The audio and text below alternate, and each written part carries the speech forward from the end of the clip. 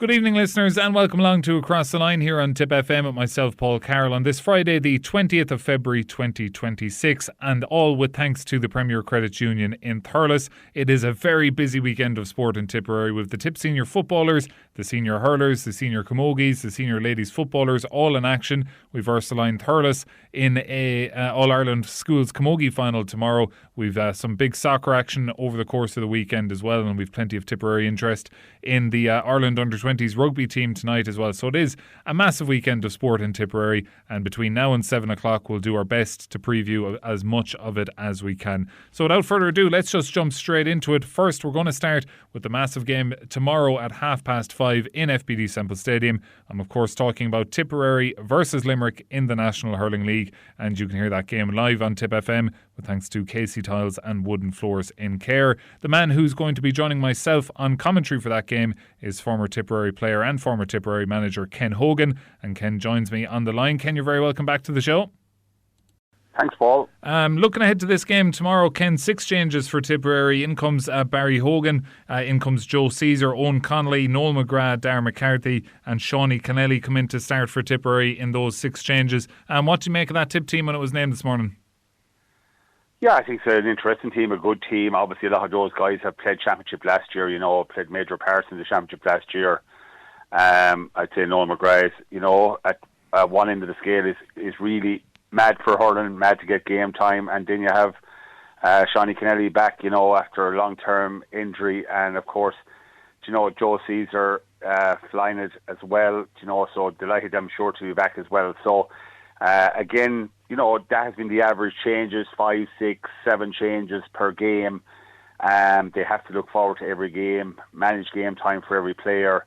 But this has an extra spice to it, with the strong Limerick team that are coming down to Thurles, Paul. Yeah, and before we talk on that Limerick team, you mentioned Shawnee Kennelly not involved in the Tipperary, hasn't got game time for Tipperary since the All-Ireland semi-final, of course, really was unfortunately dropped from the matchday 26 for the All-Ireland final, which I'm sure was very difficult for him. But I suppose this is a chance for him, and I'm sure he's really eager to kind of remind everyone what he can do here tomorrow.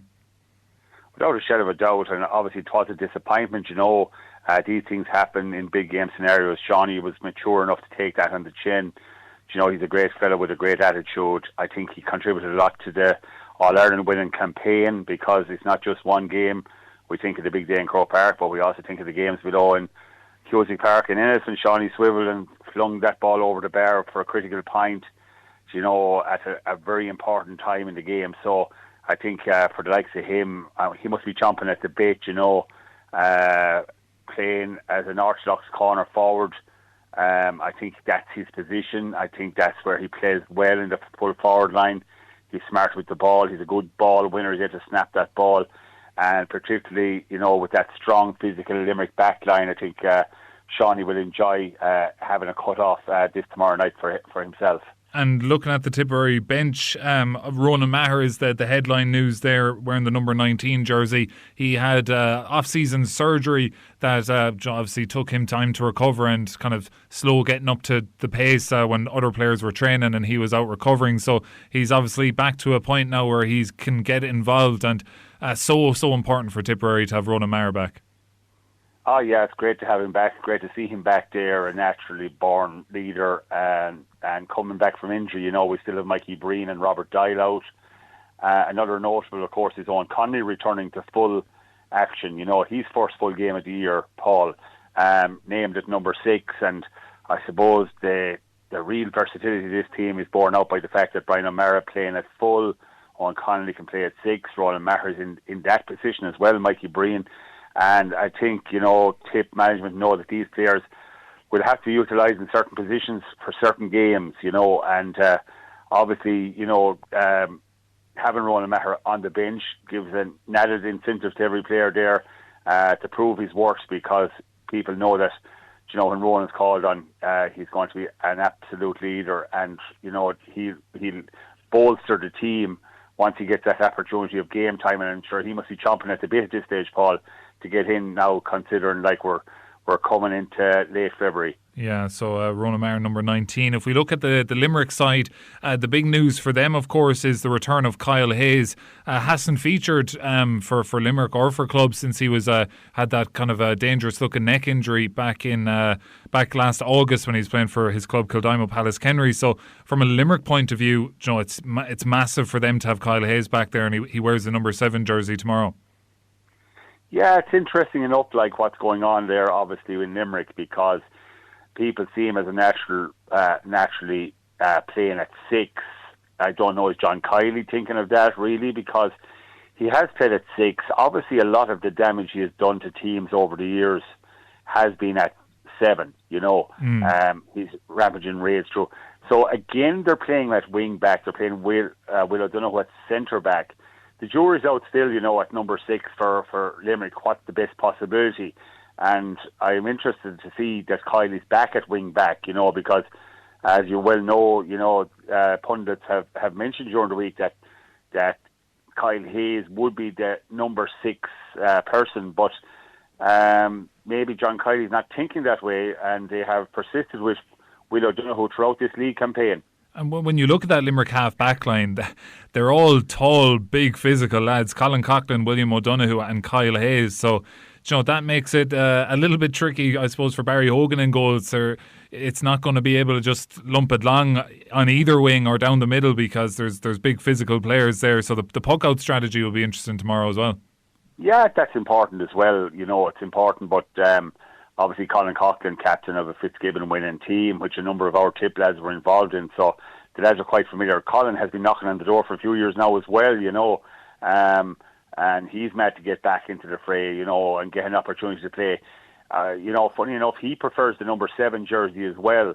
You know, the style of play is going to be interesting. You know, obviously they have a very strong physical backline, but Cork have had a lot of success against Limerick by putting them on the back foot with their movement on the forward line and throwing, you know, a cat among the pigeons, you know, rampaging through, balls going over the half-back line. You know, Diarmaid Byrne's substitute tomorrow, he's had a lot of problems with that situation with Cork. So Tip, you know, had a lot of success last year as well with their movement of their forward line. And the key thing is here, you know, obviously we always hear about Limerick being tactically adept, but also, you know, you see our situation last year, the players responded when they were needed, but above all the coaching was top class and our setup and game plan was second to none. So I think both teams are smart enough to know that they will still be trying things in the league. You won't see the full Monty tomorrow, Paul, but I think it is interesting, and any backline or any goalkeeper has to have the smarts to know that you have to adjust to what's going to happen in front of you, and that comes from movement. It comes from players being willing to take the ball, and the biggest thing of all, I suppose, is taking responsibility. And I think both teams haven't been found wanting in that in the last few years. Finally, Ken, Limerick have had an incredible record against us, unfortunately, in recent times. We haven't beaten them in League and Championship in any of the last 10 meetings in League and Championship, so it's been very one-sided in recent times. Is that a factor here tomorrow? Do you think Liam Cahill and the management will be using that as motivation, or is this just another league game on the roads to April 19th? I think it's always a factor. You know, you're aware you're coming up against these guys. You're aware that you're going to be obviously playing them in Championship. I don't think it weighs heavily on the Tip lads. You know, we have the mantle of All-Ireland champions. Obviously, it's a huge challenge for our lads tomorrow. Limerick seem to be bringing a very strong team down and a very strong bench as well, you know, with the Keane Lynches of this world as well, and Tom Morris's and co, Diarmaid Byrne. So I think the game is going to be critical to the preparation for the bigger stage, but yet there's going to be a point to prove. And Liam Cahill doesn't send out any team like to play a league encounter. He sends out a team to be competitive and to work hard, and above all to make an impression on the backroom team. So I would feel that this game will be very probably ultra competitive tomorrow night, because Limerick and Tip seem to bring the best out in each other, and past history, you know, won't matter tomorrow night, or indeed it won't matter in May as well when they meet up again. Yeah, really looking forward to this one. Ken, you'll be joining myself on commentary for tomorrow, and our commentary of that game on Tip FM is with thanks to Casey Tiles and Wooden Floors in Ken. Mind yourself, Ken, and we shall talk to you in Thurles tomorrow. Yeah, looking forward to it, Paul. That's the thoughts of Ken Hogan. Let's get some more thoughts on this Tipperary versus Limerick game. Delighted to say I'm joined on the line by Enda Treacy from the Tipperary Star. Enda, you're very welcome to the show. Hi, Paul. Enda, Tip obviously playing Limerick tomorrow evening, 5:30. Both teams, and speaking on earlier on the show, both teams very strong, and probably a sign that we're in the second half of the league now, and managers are starting to kind of look towards, right, let's start nailing down this starting 15. But particularly that Limerick team is very strong, and a strong Tip team as well. Yeah, I was surprised at how strong the Limerick team was. Look, I mean, anytime Limerick put a team out, they're going to be very competitive, but, you know, judging by the team they've laid out there, they probably have close to championship. You could argue the case, obviously, Dermot Burns and Sean Finn are on the bench, but you have new blood in the likes of Matthew Fitzgerald and Colin Coughlin. Well, Colin Coughlin's around a while, but he's still young, knocking around there, and they'll be in the window for a starting spot. I think you're just missing the likes of Barry Nash, who's the big miss for them. Other than that, very fair, very stacked, and it's an impressive and daunting looking team, it has to be said, but you know, this is getting to that stage of the league, as you said, where teams need to be putting their best foot forward, trying to get some sort of a settled team going into championship. And it looks like Liam Cahill has that in mind as well with his selection. Yeah, and it's funny with that Limerick team as well, because Cian Lynch and Dermot Burns among a very strong substitutes bench for them, so the strength and depth that they have is certainly going nowhere. But for Tipperary, what have you made so far? We're 3 games in. We've a win over Galway, we've the win over Offaly, and beaten by Cork last time out. But what has your overall view been of kind of 2026 so far for Tipperary? Yeah, it's probably along expected lines, Paul. Like, we were obviously starting behind a lot of the teams that have been training flat out through the winter after winning the All-Ireland. You know, things were going to be a bit slower and getting going in terms of training and getting lads together. So, like, I mean, I don't think there's any surprise with the games we've had so far and the results. Played well enough against Galway the first day, dug it out. Impressive against a weak enough Offaly side. And a decent performance against the Cork team that, by all accounts, have an awful lot done, with Ben O'Connor in the gap there since late last year. So, I mean, I don't think anybody was expecting Tip to go out and win every game, pulling up just because they're All-Ireland champions. I think we're all realistic in knowing that that All-Ireland victory probably came ahead of schedule, and there's still a lot of development and changeover going through the team at the moment. And we can see that in the team that's named to play Limerick. Like, it's still so young. And there's still a lot of inexperience there, despite a lot of lads having All-Ireland medals now in their back pocket. So it's look, things are going well. The preparation has been good. We haven't been poor in any game by any stretch. So I'm sure Liam Cahill will be happy enough with the tests they've had, and he'll be happy now that he'll get more difficult matches going into championship, because that'll be a real barometer of where they're at. Yeah, and like there's been changes in all the games so far, and players been tried in different positions, but the kind of mainstay so far of the team has been midfield. Willie Connors and Conor Stakelum, this is their 4th game in a row in the league starting, and I suppose both of them have really, in the last kind of 12 to 18 months, both of them have really kind of nailed down a place in the starting 15. They're unreal the last few games, Paul, there's no doubt. I mean, Conor Stakelum in particular, I think Willie Connors gets a lot more plaudits than Conor, but like, he's been putting in some shifts. He just does so much of the donkey work that doesn't get put up on a highlights reel on a Sunday evening, and he chips in with points as well, to be fair to him.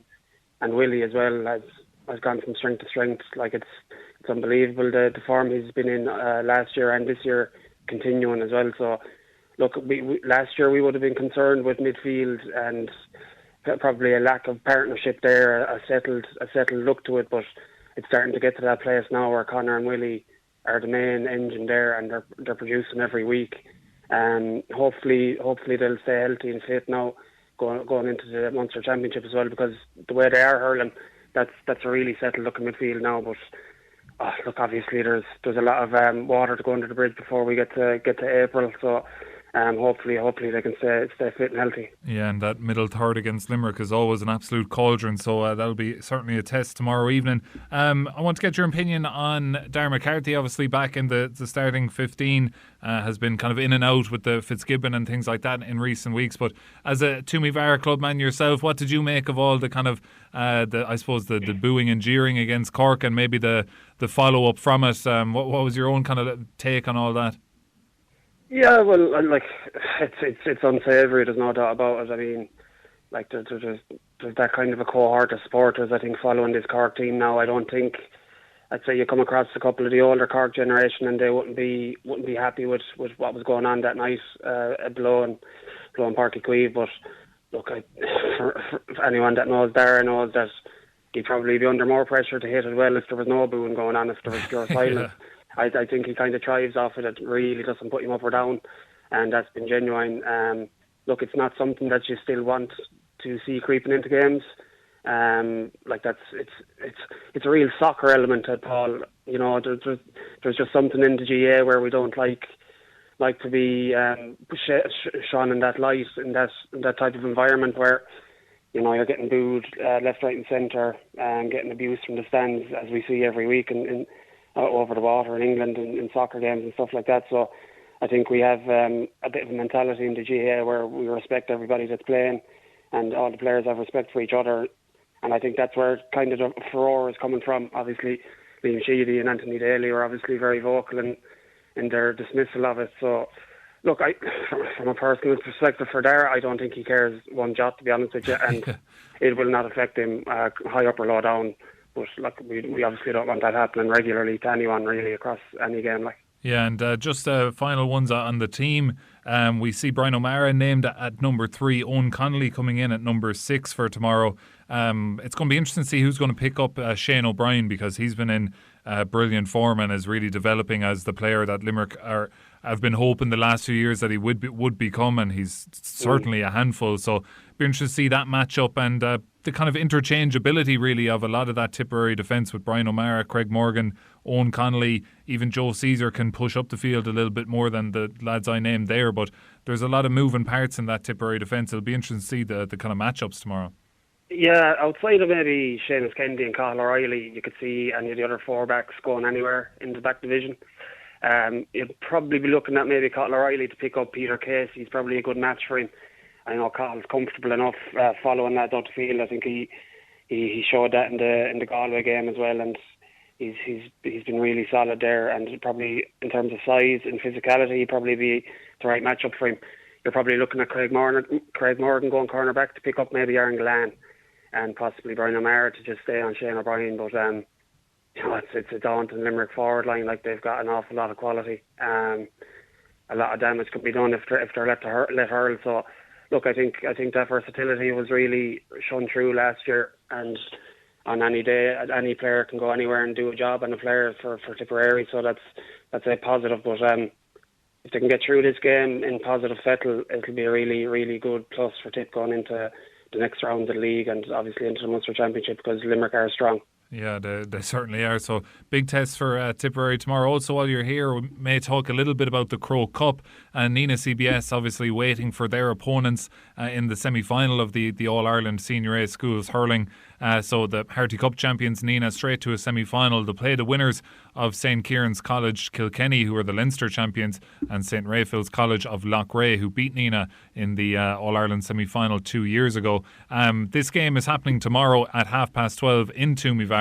So I'd imagine there'll be a huge contingent of North Tipperary people descending on Toomevara for that game tomorrow. Probably be more than them.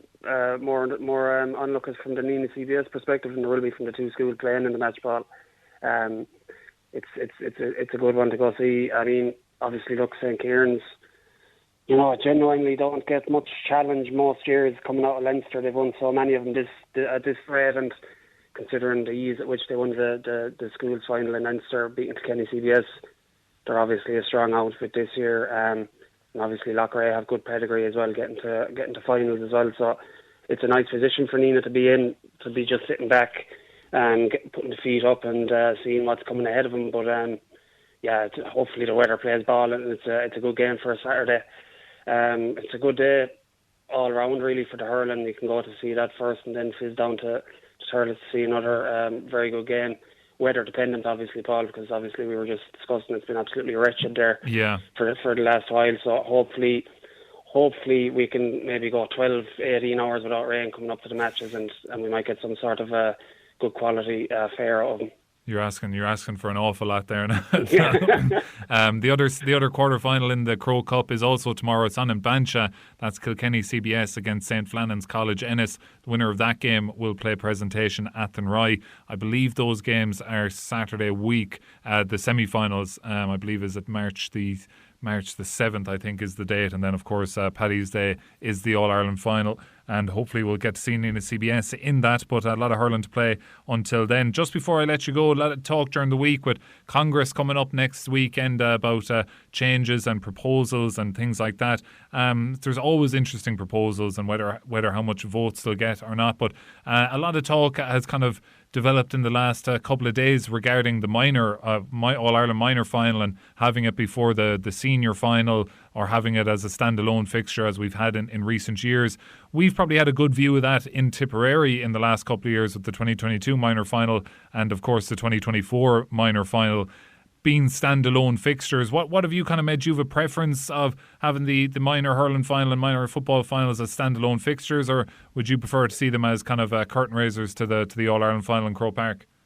Yeah, I just can't understand these, Paul. I mean, there's some things that you stand back and you wonder why is it even in discussion? I mean, we were talking the last few weeks maybe about the Fitzgibbon Cup and the Sigerson Cup final has been in Croke Park, and I just, looking at the games, like, they were completely lifeless. There was absolutely no need to be changing them from maybe a more intimate venue closer to the colleges, which would have been the traditional way. It seems like they're talking about doing things just for the sake of it, and the minor final discussion, I think, is a similar thing. Like, any of the minor finals that Tip have been involved in have been brilliant occasions, and Tipperary aside, like Waterford last year, the crowd they brought to Thurles and the celebrations afterwards, like, the atmosphere was brilliant. So, like, if you're taking that and putting it back before the senior All-Ireland, it's what's going to happen? They're playing the game while people are filing in late, only half interested in the game.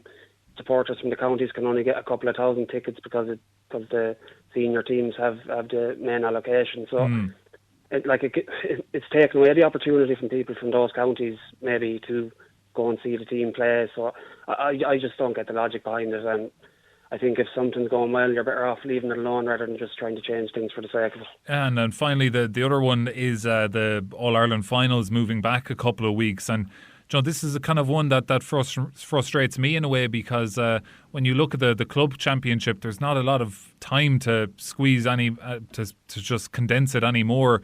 And if they're going to push out the All-Ireland finals by a couple of weeks, then that's what you're going to have to do. But I see this as a poor way of solving the issue that's at hand. And the issue that's at hand is that the All-Ireland finals are on one week after the other, and there's maybe not a lot of time for them to breathe and promote each game, and they're kind of rushed off. And I get that in a sense, but you could easily just start the National Hurling League and Football League a week earlier and start everything a week earlier to give you an extra week at the back end. Or even when it comes to the Hurling Championship, if they're scrapping the preliminary quarter-final, you can pull back the All-Ireland final by a week or two and give it that more of a build-up. So it just seems that pushing the All-Ireland finals back out into August is not the right way of doing it, in my opinion. But I'd be interested to hear what you think of it.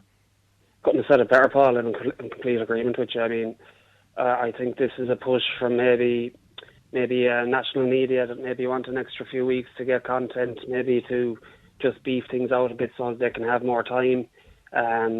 Like, a lot of the push as well is coming from single core counties, whereas the likes of Cork were kind of vocal this week talking about how it would be massively detrimental to them in a county that size, that is a dual county.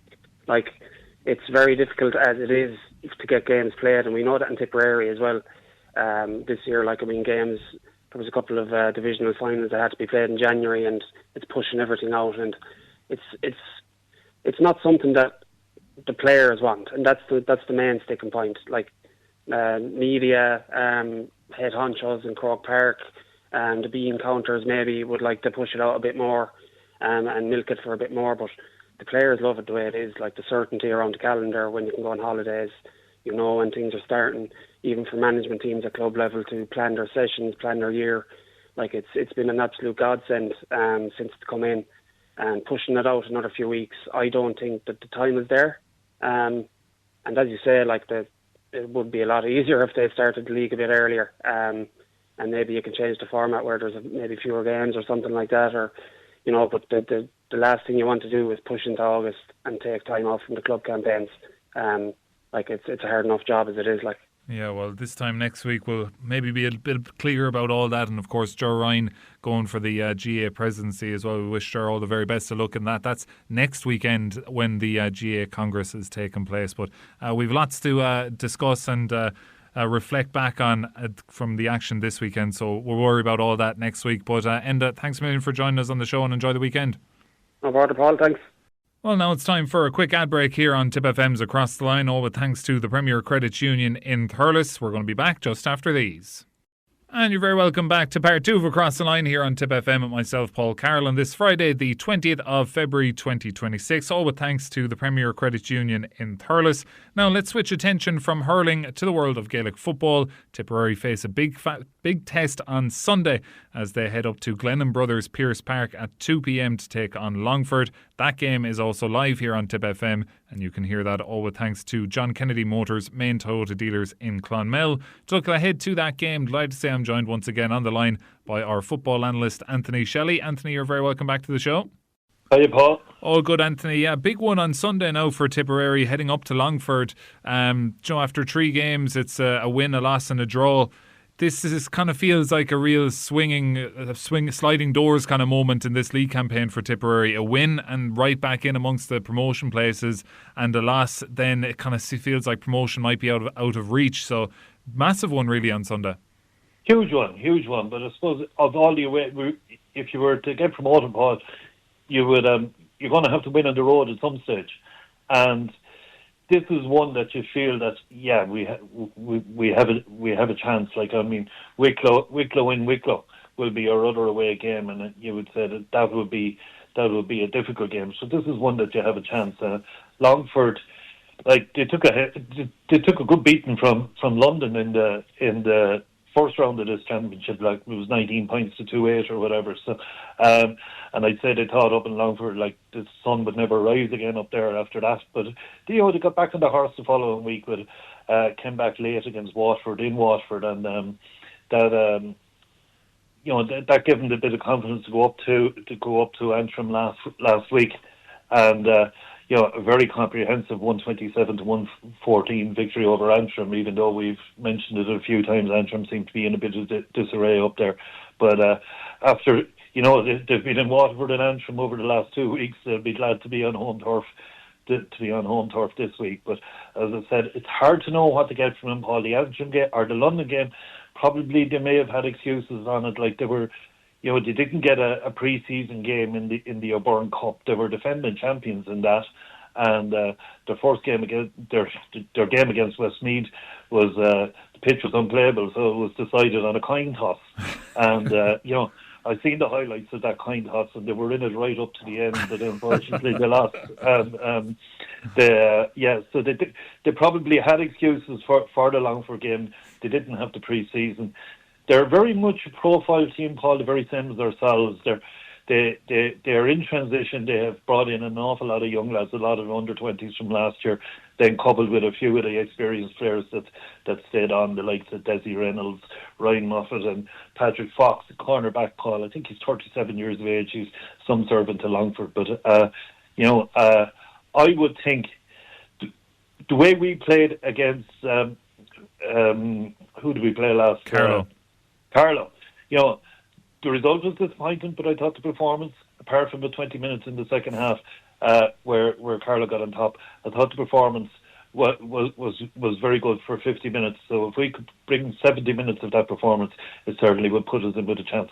And like recent meetings, I remember being up there 2 years ago in Pearse Park, and it was a draw last year, late win for Tipperary as far as I remember in the league. So, it's we kind of been saying it about a few of the games in Division 4 of the league, but it is hard to call, and it's more than likely going to be another close game.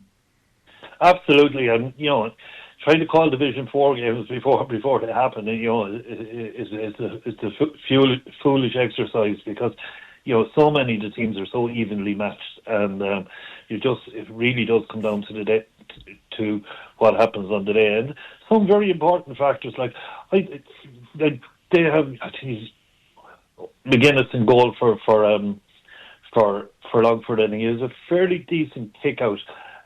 You'll hear him, Paul. I'm in Dingle for the weekend, and I'll probably hear him down in Dingle. He's very loud in the goal, but he has a decent kick out. But if we can get on top of their kick out, like we did, I thought we were excellent in our pressing against Carlow. We spooked the Carlow keeper into a few bad ones. If we can press and get on top of their kick out, it will certainly give us a good platform to attack. But obviously, at the other end, I do think we need to be a little, we need a little bit more length in our kickouts. I know it was hard last week in Thurles against the win, but we need a little bit more consistency and win a bit more than 50% of our own kickouts. Well, something we do have a bit of consistency in is the team selection. Same team named for Sunday that was named to line out last Sunday against Carlow. So Niall Fitzgerald looking what he's trying to do, is trying to build that consistency and have all these players become more and more familiar with each other. Yeah, and I'm not surprised to see the same team. As I said, they for long periods they did nothing wrong, and probably all of them deserve another go at it. Like it'll be interesting. Like I would see this game, Paul, as a game of two half back lines. Definitely Longford's half back line are well, not only are the good players, they have the likes of Desi Reynolds in there and Peter Lynn, who've been around for a long time, but they launch a lot of their attacks from there. And our half-back line of Luke, Paddy and Mark Stokes is equally impressive. So what I would be trying to do, I think we have a slight advantage, Paul, in the height in our team, and we spoke about it in co-commentary last week. We have some big men, so I will be trying to bypass their half-back line and maybe kick the ball a bit more often and quicker into maybe Stephen in a full forward, and try, when we're transitioning, try get Micheál Freeney into the edge of the square as well. Kick the ball in long and early and into the two kind of twin towers with the likes of Hogan and Keane Smith trying to feed off him. I do think that we need to keep their half-back line at bay, and the best way to do that is get their half-back line facing their own goal. So try bypass it early. Well, sounds like a plan, Anthony. Looking forward to this one Sunday at 2 o'clock up in Pearse Park. You will be able to hear that game live on Tip FM, and thanks to John Kennedy Motors, main Toyota dealers in Clonmel. Enjoy the weekend, Anthony, and we'll catch up soon. Yeah, thanks, Paul. And now it's time for our second ad break of the evening here on Across the Line, but stick around, plenty more to come after these. And you're very welcome back to the third and final part of Across the Line here on Tip FM with myself, Paul Carroll, on this Friday, the 20th of February 2026. And our show is all with thanks to the Premier Credit Union in Thurles. Well, it is a big day tomorrow for the Ursuline Thurles. They are in the All-Ireland Senior A Schools Camogie Final. It's on at 12 noon in Gartnahoe, and they're taking on Loreto Kilkenny. That game is live here tomorrow with thanks to greenwaysolar.ie. And to look ahead to that game, delighted to say I'm joined on the line by Ursuline Thurles teacher and the Ursuline Thurles manager, Olivia Hogan. Olivia, you're very welcome to the show. Thanks very much, Paul. Yeah, it's an exciting one to look ahead to tomorrow in Gartnahoe at 12 noon against Loreto Kilkenny. Familiar opposition for yourselves. You played them in the final 2 years ago. I think they're going for 3 in a row. A really strong team. But just looking at yourselves, it's so good to get back to an All-Ireland final, and obviously a special group of players to get this far. Yeah, great group of girls. I suppose we were there in 2024, but I suppose with schools, girls change and move on. So new, fresh crop of players come again. So delighted to have them contest an All-Ireland final tomorrow. Yeah, and usually in the week up to a game like this, you kind of have the buzz in the school and things like that. But how has it been this week? Midterm, you're not in school, you're not with the girls like you would be leading up to a big game. So how have you found that? Yeah, I suppose it's a little bit more awkward trying to get in contact and different things, but we still have training and girls are very committed. So even though there's a break, I suppose maybe in some sense it's easier to coordinate training because there's nothing else on. Only there's no school to be done, so it's just concentrate on what we have to do at the weekend. So even though they're on midterm break, it has been easy enough in terms of access to them. But I suppose that the school being on holidays has it takes a different air than maybe not as many people feeding into it, but that's all right. We just need the girls to be the way they need to be. So yeah, and like the school is kind of riding a wave at the minute of momentum in camogie. Last weekend getting to an All-Ireland junior camogie final, and I believe a good few of those girls are involved here as well. So there's a mix between girls from the junior team and the seniors. It's an incredible record for the school to say that you're going to reach 2 All-Ireland finals in the under-16 grade and the senior grade as well. Yeah, so we probably have about 5 an overlap between the two, but I suppose it's probably a testament to the great clubs that are feeding into the school and the great work that's been done in those clubs around the county. I think we have about 15 different clubs maybe involved, so the talent that's coming from those clubs is immense, and I suppose we're just lucky and reaping the rewards of that now. Well, the good news is I suppose you don't have the distance you have to travel in the semi-final that you have for tomorrow. It's a short enough spin to Gartnahoe compared to up to Antrim. But I'd imagine a win like that you had against Cross and Passion the last day in the semi-final, with the travel and everything that goes with it, that really kind of brings a team even more together if they weren't already together being Munster champions before that. Yeah, I suppose we had all our work to do up in Cushendun. It was a really intense game from start to finish, and Cross and Passion, really put it up to us right down to the last, probably, dying seconds. There was 5 points in it at the end, but, a goal at any point in the last 5 minutes, and, we weren't comfortable at all. So I suppose that has really given us momentum now to drive on and try and see where we can get to tomorrow. And like something I wanted to ask you about was Caoimhe Stakelum. Obviously, we've seen her exploits with Tipperary this year already with the senior team and with the minor teams in years gone past, and Thurles Sarsfields in the club campaign last year. She got her goal on debut for the Tipperary seniors last week against Antrim, funnily enough assisted by a teacher and her selector with yourselves and Ursuline in Emer McGrath. But talk a bit about Caoimhe and just how much of an impact she has on this team, because she's clearly a very, very talented player. Oh yeah, Caoimhe's an exceptional talent, has been right since she came through the doors of the school. She's just a great leader, she's a great hurler, an exceptional talent, as I said, and I suppose she's blessed now that she has maybe girls around her on the field with her who are, coming to that standard as well, who are, I suppose, delighted to play with her and see, her skill, and she's so inclusive of the other players. So it's great for all these girls to be able to play together, and their talent coming through. So, but Caoimhe is an exceptional leader. Yeah, and this Loreto Kilkenny team going for 3 in a row. A lot of the Kilkenny minors that played Tipperary last week will be playing. Very, very strong team. What are you kind of expecting? What have you seen from this Loreto team that you're going to have to prepare for tomorrow? Oh, sure. I mean, Loreto are a powerhouse of camogie in terms of Leinster and All-Ireland schools camogie. They are probably, hold the record in the last 10 or 15 years, certainly. So we're under no illusion what we're facing tomorrow. It'll be a really strong battle like we've seen before in 24 and, in 2017. These are very good hurlers, and, we don't underestimate the challenge that's ahead of us at all tomorrow, but we're up for that challenge. And, as I said, Loreto have significant Kilkenny minors, but we'll take that challenge and look forward to it tomorrow. Well, Olivia, you have the county behind you. We'll be listening on Tip FM tomorrow. If you're not in Gartnahoe at 12 noon, it will be live here on Tip FM with thanks to greenwaysolar.ie. But Olivia, thanks for talking to us today, and the very best of luck tomorrow. Thanks very much, Paul. Thank you. Ursuline Thurles manager Olivia Hogan there, and a reminder that game tomorrow live here on Tip FM at 12 noon. Ursuline Thurles against Loreto Kilkenny, all with thanks to greenwaysolar.ie. Also tomorrow, the Tipperary senior camogie team are in action at 3 o'clock. They take on Kilkenny in Freshford tomorrow afternoon. On Sunday, the Tip ladies footballers are in action. 2 o'clock start to that one on Sunday in Clonmel Sportsfield. They're taking on Monaghan, looking to recover from back-to-back losses to Cavan and Mayo in the last 2 rounds. So best luck to David Power and all the Tip ladies footballers on Sunday. It's a big weekend of soccer as well in Tipperary, both Saturday and Sunday. We have games taking place across the county. On Saturday, it is a massive game in the TSDL Premier League. St Michael's hosting Two-Mile-Burris in Cook Park at 7 o'clock. Also a game in the NTNDL Premier Division on Saturday evening.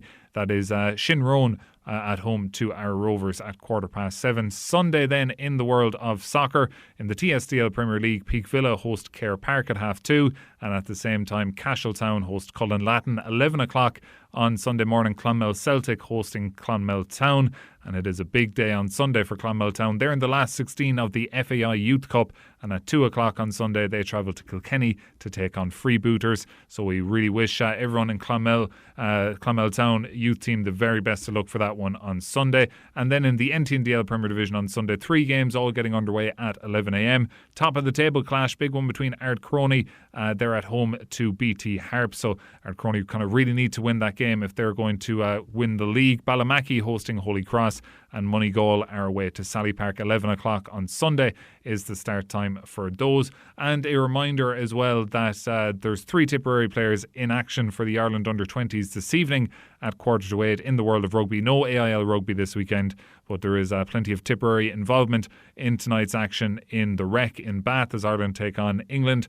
You have Ross Gray's Rob Carney and Billy Hayes alongside Ballina's Joe Finn, all starting for Ireland tonight, so keep an eye out for them, and we wish them all the very best of luck. But now, as always, at this time of a Friday evening here on Across the Line, it's time to talk dogs with Barry Drake.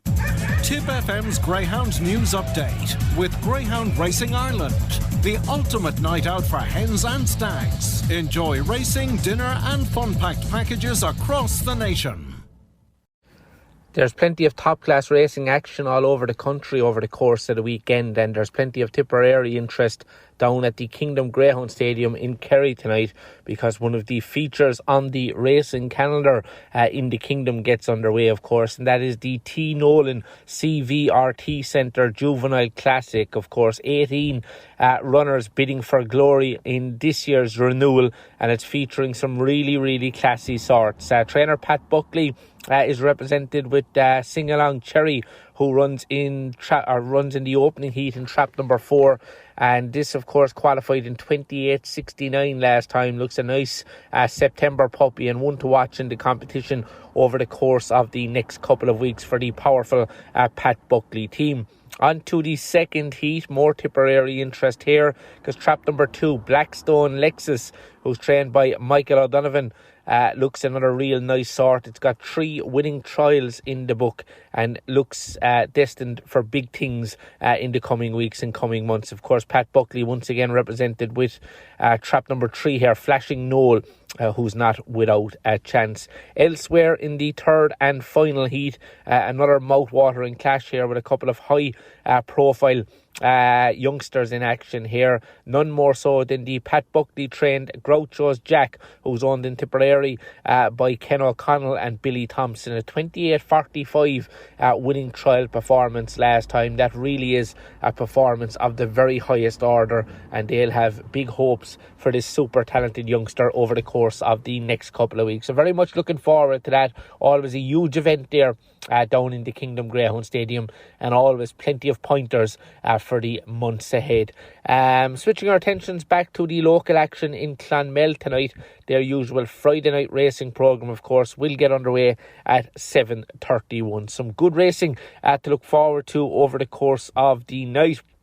Race number 7, of course, is an A2 contest, and trap number 3 here, Holly Hill Cody, takes a drop back down in grade, of course, after putting on a couple of decent performances in defeat at A1 level. The drop down to A2 could see that return to winning ways, and certainly one to keep an eye on there tonight. Of course, as I said, some good racing action over the course of the 10 race card. Now switching our attentions elsewhere this weekend and looking ahead to Thurles. Of course, they have their Saturday night racing programme. Down for decision, of course, getting underway there at the 7:30 start time. Good race in race number 4. It's an A1 A2 contest, and it features some really nice sorts. Of course, Bogger Bale running in trap number 5 for Liam Peacock, ran well at A1 level 2 runs ago. A reproduction of that run should see it go very close. Also keep an eye on trap number 3, Crescent Emily, who's owned by Gabriel Horan in Feathered and trained by David Flanagan. Of course, 12 career wins, and that should go very close there. Elsewhere on the card, looking ahead to race number 7. This is an A7 A8 contest, and looks a wide open affair. However, I'm going to go with trap number 6, Master of War, who's owned by Orla Dooley in County Tipperary. That caught the eye on debut, and if building on that performance, should take plenty of stopping. Moving further afield and on to the capital on Saturday night, of course, 7:34 start at Shelbourne Park. Plenty of top-class greyhounds in action, of course. The 2026 Tote Gold Cup semi-finals, of course. And in terms of predicting winners there, the opening semi-final, well, Liam Dowling down in Kerry has a strong hand here with Ballymaxsoon and Ballymac Stud. Should go well. And also not forgetting, of course, because he's represented with 3 of the 6 finalists, Solo and Go, who's owned by the likes of David and Paddy Clifford, big household names in the world of GA. I'm going to go with Solo and Go. Second semi-final, champion trainer Graham Holland represented here with Sword Style, who was a 28.55 winner last time. And out in trap number 6, Callaway 5 for Newen trainer Owen McKenna, who returned to winning ways there last week. That really is a classy lineup there, and 2 terrific semi-finals to look forward to. Finally, in terms of greyhound racing this weekend, of course, all eyes on Clonmel on Sunday night. Of course, they have their usual Sunday night racing programme, Down for Decision, of course, which will get underway at 6:04. Keep an eye on Minor Mac, who runs in race number 5. This, of course, is an A3 contest. Caught the eye in defeat last time and looks one to keep on side of going forward. Trapping can be a slight concern, but coming away on terms, Mary O'Connor, the local kennel, could be in the winner's enclosure there. Elsewhere, of course, Kerry Road Jesse was a winner last time for Clonmel trainer Kevin McLean. That's really hit top form in recent outings. But I'm going to go with trap number 1, Swift Palace, who's owned by Carl Doherty in Cashel and trained by Aaron O'Hanlon. Has got the advantage of the inside here on Sunday night, and that could prove key. So it really is a weekend of top-class racing action all over the country with huge Tipperary interest, and no doubt we'll have plenty to talk about again come next week. And many thanks as always to Barry Drake there for giving us a comprehensive rundown on what's happening in the world of greyhound racing, both here in Tipperary and further afield. And of course, greyhound racing taking centre stage in Tipperary tomorrow evening at 7:30 in the Thurles Greyhound Stadium. That is the Tipperary Supporters Club night at the Dogs, expecting a good crowd there with the Tipperary team and the Lee McCarthy Cup, etc., all featuring there tomorrow in the Thurles Greyhound Stadium after Tipperary against Limerick. And of course, that game is one of the 3 that is live on air over the course of the weekend here on Tip FM. Tomorrow, 12 o'clock, we have live coverage of Ursuline Thurles against Loreto Kilkenny. That is with thanks to the greenwaysolar.ie. On 5:30 on Saturday then, Tip Against Limerick is live with thanks to Casey Tiles and Wooden Floors and Care. And Sunday at 2 o'clock, Tip Against Longford in the National Football League, live here on Tip FM with thanks to John Kennedy Motors in Clonmel, main Toyota dealers there. It is a very busy weekend of sport in Tipperary. I hope we've tried our best to preview as much as we could on this week's edition of Across the Line. I'll be back on air tomorrow evening in Thurles for that Tipperary against Limerick game. So until then, have a good Friday evening, enjoy your Saturday, and we'll talk to you tomorrow. But for this week's edition of Across the Line here on Tip FM, it's bye for now.